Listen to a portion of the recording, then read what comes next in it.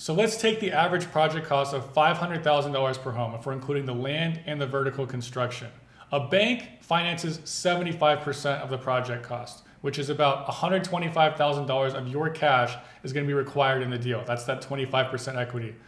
We are going to finance 90% of the project cost. So the only equity we require is $50,000 of cash into the deal.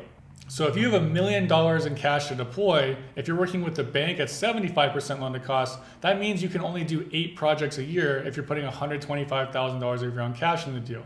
If you're working with us and you're only putting $50,000 of your own cash in the deal, you can build that same 500K home 20 times. So here's how the ROI looks.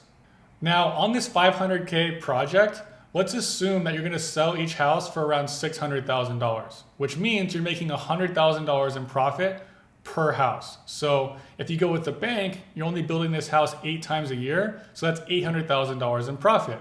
If you work with us and you're building this same home 20 times a year, $100,000 times 20, that's $2 million in profit. Of course, before any realtor expenses or transfer taxes and other fees associated with the real estate transaction.